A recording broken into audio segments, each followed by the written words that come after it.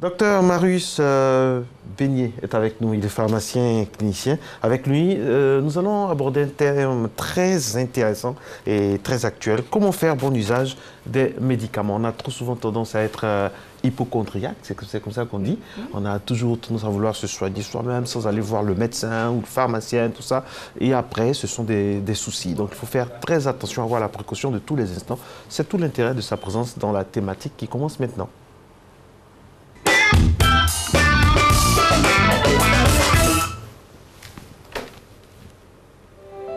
Un médicament est toute substance ou composition présentée comme possédant des propriétés curatives ou préventives à l'égard des maladies humaines ou animales. On en distingue de différents types. Les médicaments sont généralement administrés après un diagnostic. La plupart du temps, on va à l'hôpital chez le médecin, mais quand il y a des petits maux comme des maux de tête ou les maux de ventre, on prend les médicaments nous-mêmes sans avoir recours au médecin.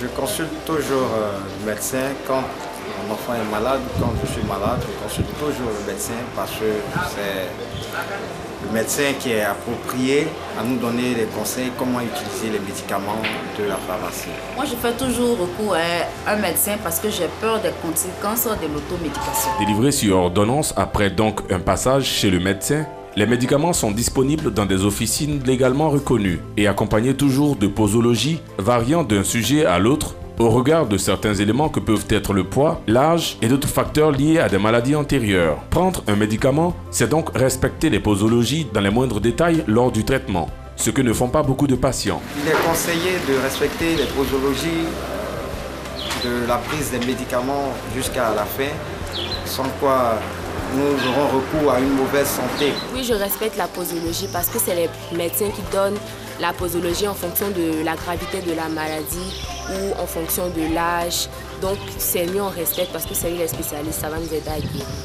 Toujours, je respecte toujours parce que ce que le médecin m'a prescrit, je pense que c'est la bonne méthode pour pouvoir avoir la guérison. Je respecte la posologie des traitements que le médecin me recommande pour ne pas avoir les conséquences graves après la maladie.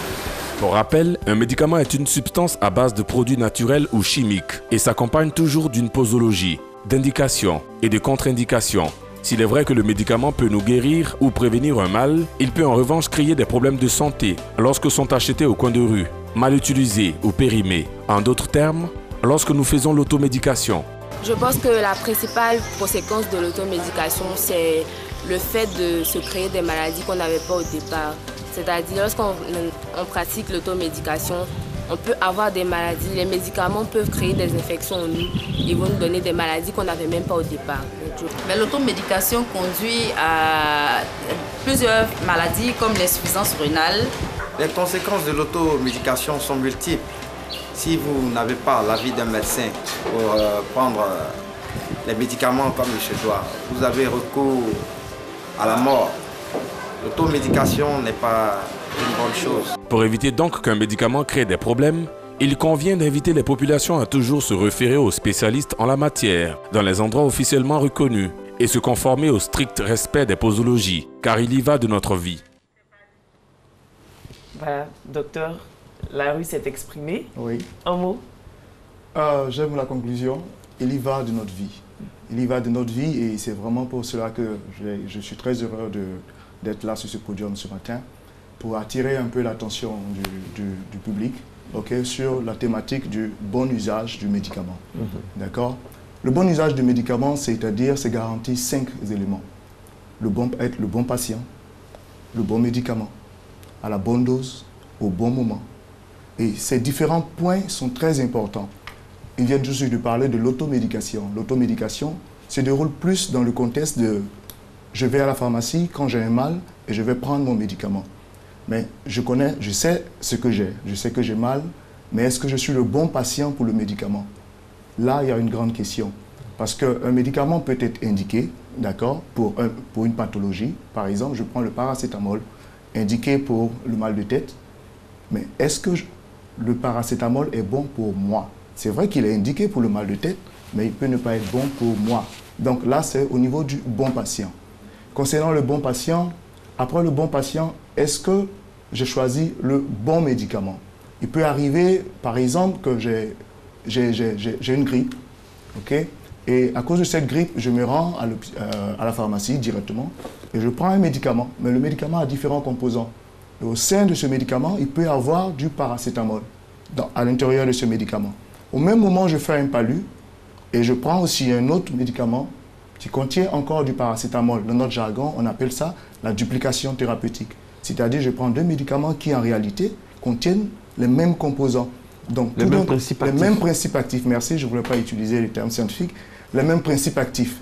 Et donc, tout d'un coup, le patient se retrouve en surdosage du fait de duplication. Mais il n'est pas informé. Or, on sait, le paracétamol peut affecter le foie. Donc, le patient prend des risques et il ne saura pas parce que ces médicaments, quand on le prend tout de suite, on ne voit pas les conséquences immédiates. Ces conséquences sont à long terme. Et si un jour il découvre, par exemple, il se dit, ah, mais j'ai une cirrhose, j'ai le foie qui a pris un coup, mais attention, moi, je ne bois pas, je ne fais pas ça. Il ne voit pas de relation entre son style de vie et la pathologie qui vient d'arriver. Mais elle peut être d'origine iatrogène, comme on le dit, elle peut être entraînée par un médicament. Mais est-ce que tous les maux nécessitent une prise médicamenteuse? Pas forcément. Pas forcément. La prise en charge, le médicament, il est bon, il fait du bien et il est une chance que nous avons aujourd'hui de l'avoir. Mais comme je le dis, s'il n'est pas utilisé comme il faut, en ce moment, il devient néfaste pour l'organisme. Il y a de simples, comme vous l'avez dit, il y a de simples maux qui ne nécessitent pas forcément la prise en charge d'un médicament. Une rage de dents. Comment? Une rage de dents. Une rage de dents, oui, des antidouleurs. Tout dépend de l'intensité de la douleur. Okay? Tout dépend de l'intensité de la douleur. Il y a des douleurs qui sont gérables. Il y a des douleurs, je peux patienter, c'est une question de temps. La douleur va disparaître avec le temps. Parfois, c'est une question de repos, juste de repos. Merci. Juste de sommeil. Juste de sommeil. Je prends par exemple quelqu'un qui est fatigué, qui a très mal, qui a mal à la tête. Il suffit simplement qu'il se repose et le mal de tête va passer. Donc, le médicament n'est pas toujours nécessaire dans ce genre de cas. Voilà. C'est un peu ça. D'accord. Donc, vous l'avez dit, hein, on a tendance à nous-mêmes se prescrire des médicaments. Oui. Donc, ce n'est pas nécessaire d'avoir une boîte à pharmacie à la maison. La boîte à pharmacie à la maison, son utilité vient de l'urgence. L'urgence, parce qu'on peut se retrouver à 1h du matin, à 2h du matin. Il s'avère qu'il faut aller chercher une pharmacie de garde, alors que si on a une boîte à pharmacie à la maison, pour les médicaments qu'on appelle OTC, c'est-à-dire qu'on peut avoir, dont le patient peut disposer de ces médicaments directement auprès d'une pharmacie, il est bien d'avoir quand même de constituer une boîte à pharmacie à la maison. Mais constituer la boîte à pharmacie n'est pas là le problème. C'est quel usage nous en faisons. C'est de là que vient toute la problématique. Madame. Mais il faut dire aussi que ici, on a accès aux médicaments. Oui. Tu as un petit mal, tu arrives en pharmacie, tu dis... avec ou sans ordonnance. Voilà, avec ou sans ordonnance, on te prescrit des médicaments. Oui, il y a des médicaments délivrés avec ordonnance et il y a des médicaments délivrés sans ordonnance. Ce qui est juste, c'est que les médicaments qui sont délivrés sans ordonnance ne doivent pas, les médicaments délivrés avec ordonnance ne doivent pas être délivrés sans ordonnance. Et ça, ce sont les règles. Mais est-ce que c'est ce que nous constatons dans nos officines? Ça aussi, c'est une autre question. Voilà. Mais là, vous avez parlé de paracétamol. J'ai pris l'exemple de paracétamol en lui-même n'est pas si dangereux que ça. Mais l'abus pourrait créer des problèmes. Mais quand on va en pharmacie, on a accès à ce genre de médicaments sans forcément nous demander si on a eu l'avis d'un médecin ou pas avant de venir prendre ce médicament en pharmacie. Oui, vous parlez de paracétamol et vous dites qu'il n'est pas vraiment dangereux. Attention, s'il y a un médicament qu'il faudrait vraiment se méfier, c'est le paracétamol. C'est ce qu'on se dit. Oui, c'est ce qu'on se dit. C'est ce qu'on se dit. Mais le paracétamol, les surdosages sont très dangereux, okay, pour le foie. Au niveau de, on peut facilement faire un surdosage en paracétamol parce que la dose journalière recommandée en paracétamol est de 4 grammes. Donc, quand vous prenez du paracétamol à raison de 1000 mg, en raison de 1000 mg avec une fréquence de 4 fois par jour, vous êtes déjà à 4 grammes. Et à certains patients, même avec 3, des personnes âgées, déjà à partir de 3,5 peut faire une toxicité. Donc vous voyez, c'est pourquoi en réflexe, vous voyez, la fréquence qui est donnée pour le paracétamol, c'est un comprimé 3 fois par jour, généralement. Un comprimé 3 fois par jour. Mais là, je parlais au départ de la duplication. On fait facilement une duplication avec le paracétamol du fait des médicaments contre la grippe et certains autres médicaments qui contiennent en leur sein le paracétamol et ce n'est pas su par le patient. Voilà. Donc la duplication avec le paracétamol survient de façon fréquente et là, il y a un risque avec ce médicament. Alors, il y a également des allergies. Oui. Des allergies. Le médicament peut être, on va dire, conseillé. On va chez le médecin, il nous prescrit ces médicaments-là et on fait des allergies. C'est ça. L'allergie en elle-même n'est pas dangereuse. Oui. C'est vrai que concernant les allergies d'origine médicamenteuse, elles ne sont pas vraiment fréquentes. Okay? Les allergies d'origine médicamenteuse ne sont pas vraiment fréquentes. Et quand il y a un risque d'allergie, les professionnels de la santé sont informés et je pense qu'ils prennent toutes les précautions pour ça. Là où il y a le souci, c'est quand vous arrivez à la pharmacie. Ça, nous parlons par exemple d'interaction médicamenteuse. Je parlais de bons patients. Bons médicaments, oui, le moment de la prise. Vous pouvez par exemple prendre un médicament lorsqu'on vous dit il doit être pris le matin. Je sais qu'on entend ça beaucoup. Il doit être pris le matin. Mais il n'est pas dit le matin parce qu'on veut dire le matin. C'est parce qu'il y a un système de l'organisme qui obéit à cela. Je prends par exemple la majorité des corticoïdes que nous prenons par voie orale. C'est une classe de médicaments. On vous conseillera généralement de le prendre le matin. Le matin, le plus grand tard, avant 8 heures. Pourquoi? Parce que nous avons des composants dans l'organisme qui obéissent à un rythme, dont le taux est élevé le matin et le soir il descend. Et ce médicament doit être par exemple apporté lorsque le taux est élevé, pour qu'ils aient le même niveau. Mais le soir, quand le taux de cette hormone que nous avons à l'intérieur baisse, et c'est quand c'est là que vous apportez le médicament, vous voyez qu'il y a un désordre qui se fait à l'intérieur. Donc, le moment de la prise est très important. Donc, lorsque c'est précisé matin, midi, matin ou bien le soir avant. Je donne un simple exemple sur un produit que nous prenons beaucoup aujourd'hui pour les ulcères, les gastriques, les brûlures d'estomac. Une catégorie de médicaments que nous appelons les inhibiteurs de la pompe à protons. C'est une classe de médicaments. Ils doivent être pris pour pouvoir couper l'acide. Ils doivent être pris 30 minutes avant le repas. 30 minutes avant le repas, pourquoi?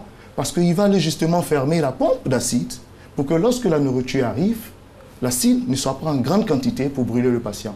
Mais le patient le prend, il le prend quand il veut ou bien il le prend après le repas. Mais comment vous voulez voir l'action de ce médicament? Vous voyez, juste parce que ça n'a pas été pris 30 minutes avant le repas, il n'y a pas les résultats escomptés. Donc sur le moment de la prise, c'est très important. C'est pas tout. Il y a certains médicaments qui ne peuvent pas être pris au même moment.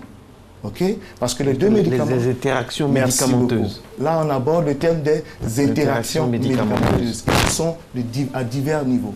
Okay? Les deux médicaments ne doivent pas se retrouver. Ils ne doivent pas se retrouver au niveau de l'estomac au même moment. Pourquoi? Parce qu'il peut y avoir une interaction médicamenteuse que nous appelons d'origine pharmacocinétique, c'est-à-dire le passage de ce médicament au niveau du sang. Un médicament peut empêcher l'autre médicament de passer au niveau du sang.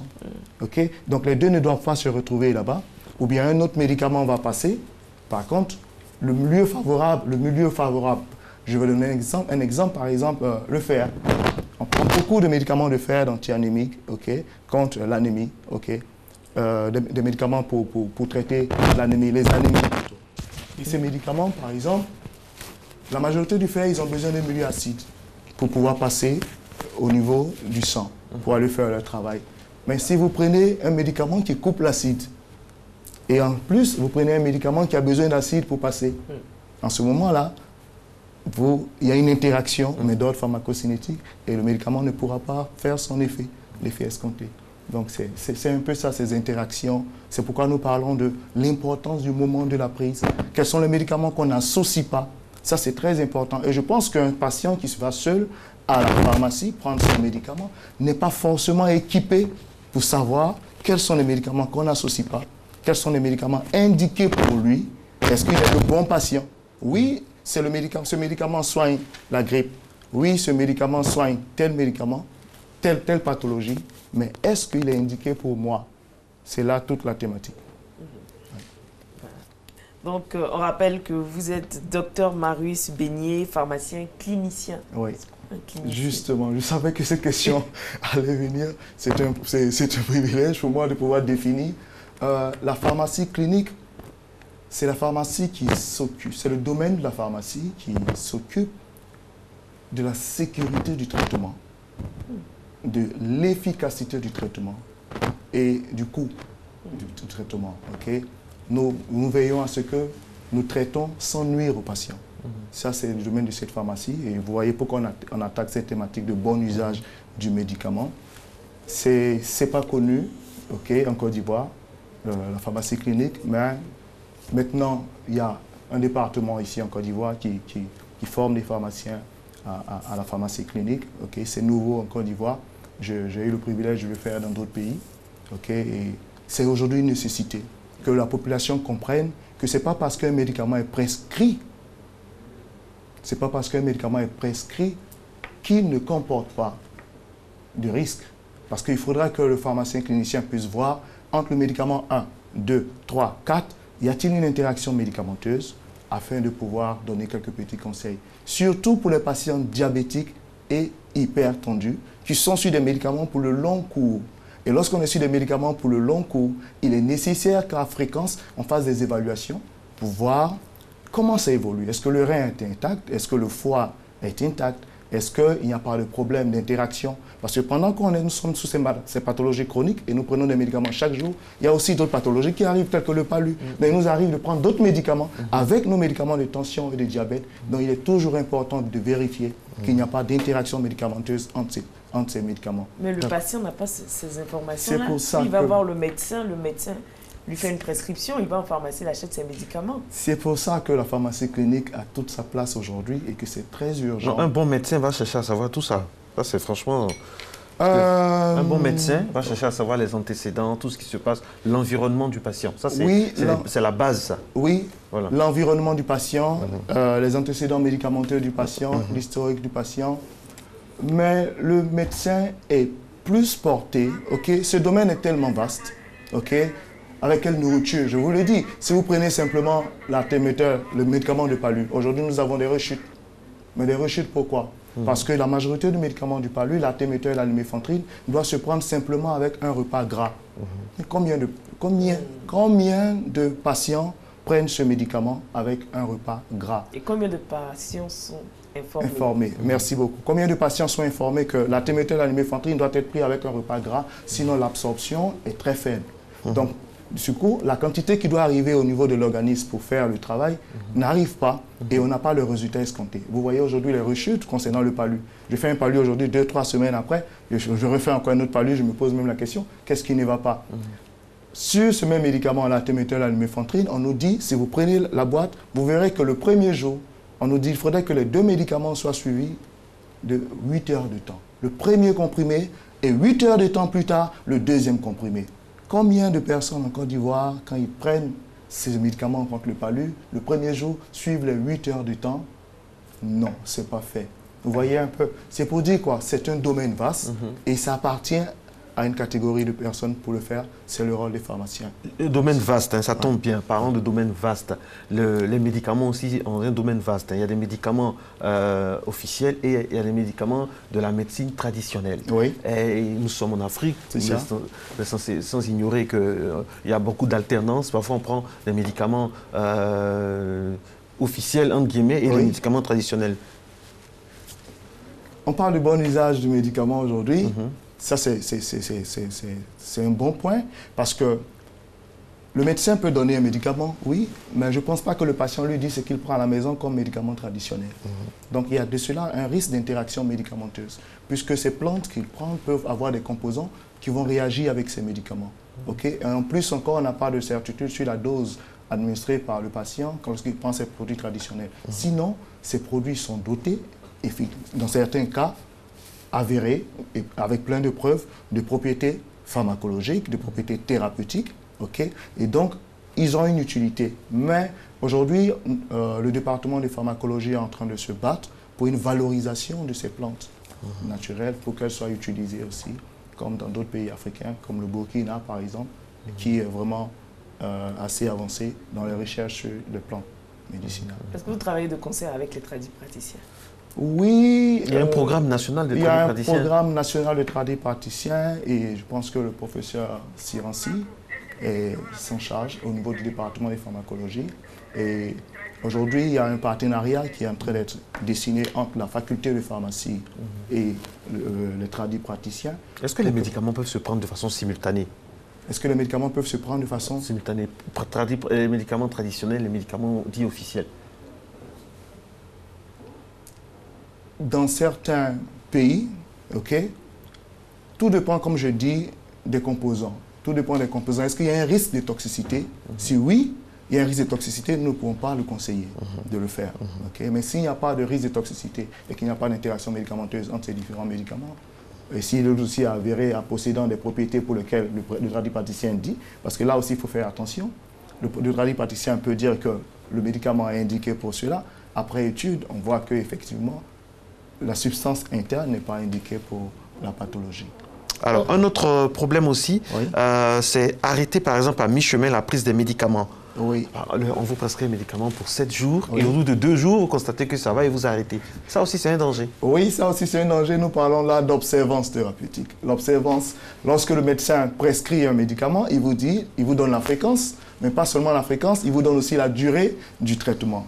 Il ne l'a pas fait parce qu'il veut faire 7 jours, parce qu'il veut faire 10 jours. C'est parce que c'est sur 10 jours que nous aurons le résultat escompté. Donc, il est très important d'aller jusqu'à la fin du traitement. Je prends un exemple sur l'antibiothérapie, l'usage des antibiotiques. C'est là que les conséquences sont encore vraiment néfastes, parce que le patient, on lui donne un antibiotique sur 7 jours.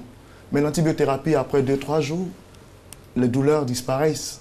Okay? Donc le patient, apparemment, se sent mieux et se dit, OK, pourquoi continuer à prendre ces médicaments? Mais quand il arrête de prendre ces médicaments, il favorise une résistance. Une résistance, ces bactéries-là développent un système de défense contre le médicament.